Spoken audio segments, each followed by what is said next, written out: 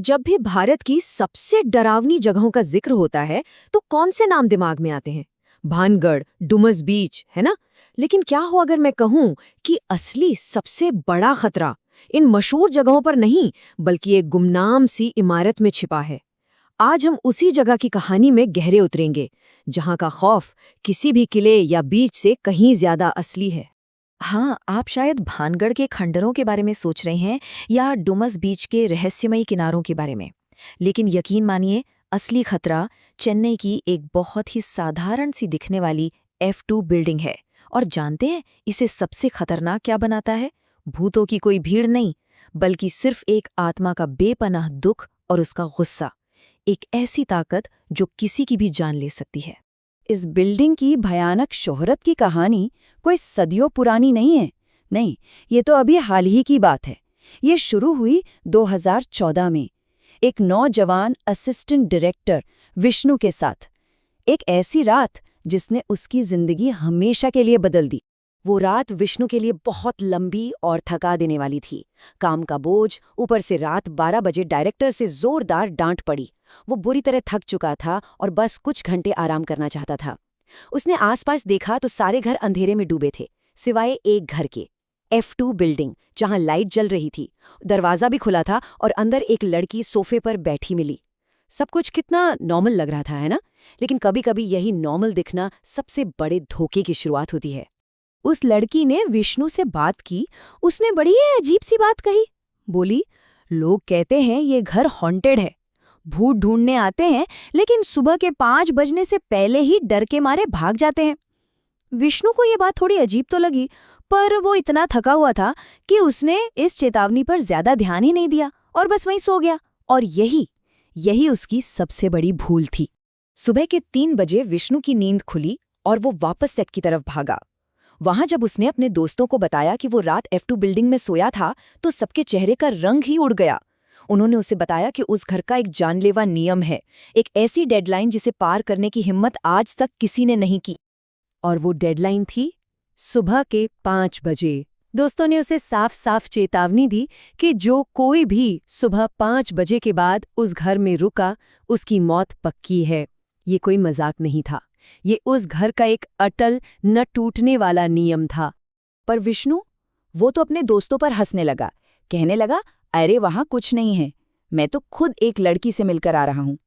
अपने ईगो में आकर उसने एक शर्त लगा ली कि वो वापस उसी घर में जाएगा और सुबह 5 बजे के बाद भी वहां रुककर जिंदा लौटकर सबको गलत साबित करेगा। और विष्णु वापस उस घर के अंदर चला गया। नीचे हॉल में कोई नहीं था। तभी उसे ऊपर से किसी के हाँफने की आवाज आई, जैसे कोई सांस लेने के लिए तड़प रहा हो। वो भागकर ऊपर गया और उसने देखा वही लड़की कॉरिडोर में खड़ी एक बेडरूम की तरफ देख रही थी। जब विष्णु ने उस बेडरूम के अंदर झांका तो मानो उसकी रूह ही कांप गई। पंखे से एक और लड़की लटकी हुई थी और उसका चेहरा बिल्कुल कॉरिडोर में खड़ी लड़की जैसा था। वो दोनों एक ही थीं।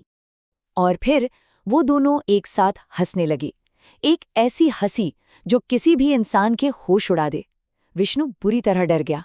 वो जान बचाने के लिए नीचे भागा, लेकिन मेन दरवाजा अब अंदर से बंद था। उसने घड़ी देखी, 5:30 बज चुके थे। डेडलाइन पार हो चुकी थी। और तभी उसे सीढ़ियों से किसी के धीरे धीरे नीचे आने और हंसने की आवाज सुनाई देने लगी। किसी तरह उसके दोस्तों ने दरवाजा तोड़ा और उसे सीधा अस्पताल ले गए। लेकिन घर से बाहर निकलना काफी नहीं था। विष्णु को आईसीयू में भर्ती किया गया, जहां वो हर रात शिकायत करता कि उसे कॉरिडोर से उसी लड़की के हंसने की आवाजें आती हैं।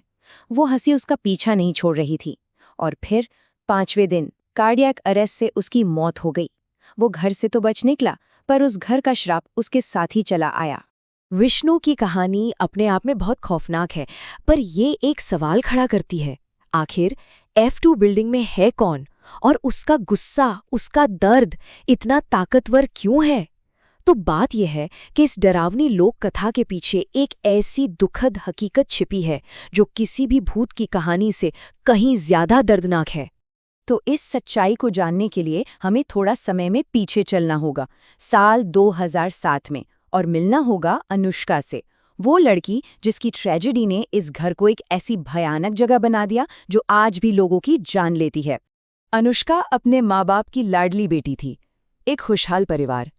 लेकिन उसका एक सीक्रेट था, वो किसी और से प्यार करती थी।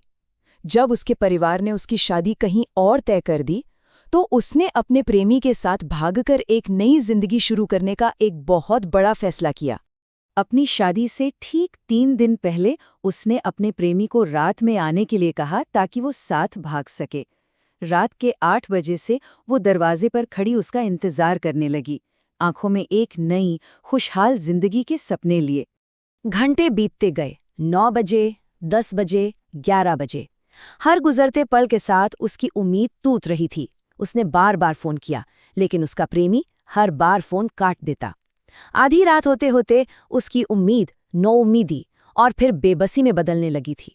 और फिर सुबह के 5 बजे, हाँ वही जानलेवा समय, उसका इंतजार खत्म हो गया और उसके साथ साथ उसकी उम्मीद भी। जब उसे ये एहसास हुआ कि उसे धोखा मिला है और अब उसके पास कोई रास्ता नहीं बचा, तो उसने उसी पंखे से लटककर अपनी जान दे दी। अनुष्का की आत्महत्या ने उस घर को हमेशा के लिए बदल दिया। उसके माँ बाप ये सदमा बर्दाश्त नहीं कर पाए और घर बेचकर अमेरिका चले गए। लेकिन अनुष्का का दुख, उसका अधूरा इंतजार और उसका टूटा हुआ दिल, वो उसी घर की दीवारों में बस गया और एक ऐसी ताकतवर एनर्जी में बदल गया जो आज भी शायद सिर्फ इंतजार कर रही है। और यहीं पर कहानी के दोनों हिस्से एक साथ जुड़ते हैं। इस घर के जो नियम बने हैं ना, वो सीधे सीधे अनुष्का की आखिरी रात की कहानी बयान करते हैं। दरवाजा रात 8 बजे खुलता है, जब उसने इंतजार करना शुरू किया था, और ठीक सुबह 5 बजे बंद हो जाता है, जब उसने उम्मीद छोड़ दी थी। कहते हैं कि जो भी अंदर फंस जाता है, उसे कोई भूत नहीं मारता, बल्कि अनुष्का का वो असहनीय दर्द ही उसकी जान ले लेता है। तो देखिए कैसे एक दिल टूटने की दर्दनाक हकीकत एक खौफनाक लोक कथा में बदल गई। लोग एक जानलेवा आत्मा की बात करते हैं जो घर में आने वाले किसी को भी मार देती है। लेकिन सच्चाई क्या है? सच्चाई एक टूटे दिल वाली लड़की की है जो आज भी सिर्फ उस एक इंसान का इंतजार कर रही है जो कभी नहीं आया। तो अगली बार जब आप रात के अंधेरे में हों, तो इस कहानी के बारे में जरूर सोचिएगा, क्योंकि ये हमें एक बात याद दिलाती है कि सुबह की रोशनी में हम भले ही अकेले हों, लेकिन रात के अंधेरे में हम कभी भी सच में अकेले नहीं होते। किसी का दुख, किसी का इंतजार हमेशा हमारे आसपास हो सकता है।